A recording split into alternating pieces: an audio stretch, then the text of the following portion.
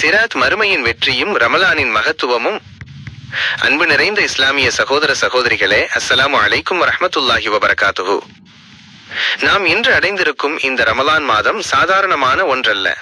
இதுவல்ல ரஹ்மானின் அளப்பரிய அருட்கொடைகள் கொட்டி கிடக்கும் மாதம். சொர்க்கத்தின் வாசல்கள் திறக்கப்பட்டு நரகத்தின் வாசல்கள் அடைக்கப்பட்டு ஷைத்தான்கள் விலங்கிடப்பட்டிருக்கும் புனிதமான காலம். இந்த மாதத்தை நாம் வெறும் பசியோடும் தாகத்தோடும் மட்டும் கழிக்க கூடாது. இது நம் ஆன்மாவை செதுக்கி மறுமையின் வெற்றிக்கு நம்மை தயார்படுத்தும் ஒரு உன்னதமான பயிற்சி பாசறை. நபிகள் நாயகம் ஸல்லல்லாஹு அலைஹி வஸல்லம் அவர்கள் எச்சரித்தார்கள், யார் பொய்யான பேச்சையும் அதன் செயல்பாடுகளையும் விட்டுவிடவில்லையோ அவர் தனது உணவையும் பானத்தையும் விட்டுவிடுவதில் அல்லாஹுவுக்கு எந்த தேவையும் இல்லை என்று சஹீஹுல் புகாரி நூலில் குறிப்பிடப்பட்டுள்ளது. எனவே நம் நோன்பு என்பது நம் உறுப்புகளை பாவங்களிலிருந்து தடுத்து அல்லாஹுவுக்கு மிக நெருக்கமானதாக மாற வேண்டும். சிராத், நாம் கடக்க வேண்டிய அந்த பயங்கர பாலம். மறுமை நாளில், அதாவது கியாமத் நாளில் ஒவ்வொரு மனிதனும் சந்திக்க வேண்டிய ஒரு மிக முக்கியமான கட்டம் சிராத் எனும் பாலமாகும். இதை பற்றிய விளக்கங்கள் சஹீஹுல் புகாரி மற்றும் சஹீஹ் முஸ்லிம் போன்ற ஆதாரபூர்வமான ஹதீஸ்களில் விரிவாக கூறப்பட்டுள்ளன.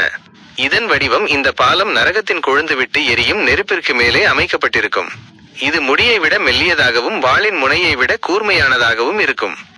கடக்கும் வேகம், மக்கள் இந்த பாலத்தை அவரவர் செய்த நற்செயல்களுக்கு ஏற்பவே கடப்பார்கள். சிலர் கண் இமைக்கும் நேரத்தில் மின்னல் வேகத்தில் கடந்து செல்வார்கள். சிலர் வேகமான காற்றைப் போலவும் சிலர் பந்தய குதிரைகளைப் போலவும் கடப்பார்கள்.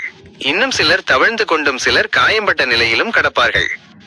வீழ்ச்சி, யாருடைய பாவச்சுமைகள் அதிகமாக இருக்கிறதோ அவர்கள் அந்த பாலத்திலிருந்து நிலைதடுமாறி கீழே கொதிக்கும் நரக நெருப்பிற்குள் விழுந்து விடுவார்கள். நம்மை பாதுகாப்பது எது? அந்த கடினமான நாளில் நம்மை தாங்கி பிடிப்பது நாம் செய்த நற்செயல்களே ஆகும். குறிப்பாக இந்த ரமலான் மாதத்தில் நாம் எடுக்கும் ஒவ்வொரு முயற்சியும் அந்த பாலத்தை எளிதாக கடக்க உதவும். முதலாவதாக, உண்மையான நோன்பு என்பது பசியை தாங்குவது போல கோபத்தையும் தவறான பார்வையையும் தடுத்தலாகும். இரண்டாவதாக, தஹஜ்ஜுத் மற்றும் இரவு தொழுகை ஆகும். இருளில் நாம் செய்யும் அந்த 2 ரக்அத் தொழுகை மறுமையின் இருளில் நமக்கு ஒளியாக அமையும். மூன்றாவதாக, தர்மமாகும். நாம் செய்யும் சிறிய தானமும் அன்று நமக்கு பாதுகாப்பாக மாறும். நான்காவதாக, திருக்குரான் ஆகும். ரமலானில் நாம் ஓதும் குர்ஆன் நமக்காக பரிந்துரை பேசும். முடிவுரை. மரியாதைக்குரியவர்களே, ரமலானின் இந்த இரவுகளை வீணாக்காதீர்கள். அல்லாஹ் இந்த மாதத்தில் நரகத்திலிருந்து பலரை விடுதலை செய்கிறான். அந்த பட்டியலில் நம் பெயரும் இடம்பெற வேண்டும் என கண்ணீர் மல்க பிரார்த்தியுங்கள். சிராத் பாலத்தை மின்னல் வேகத்தில் கடந்து ஜன்னத்துல் ஃபிர்தௌஸ் எனும் உயரிய சொர்க்கத்தை அடைய இப்போதே நம்மை தயார்படுத்திக் கொள்வோம். வல்ல அல்லாஹ் நம் அனைவரையும் சிராத் பாலத்தை எளிதாக கடக்கச் செய்து அவனது நிழலில் அமர வைப்பானாக. ஆமீன்.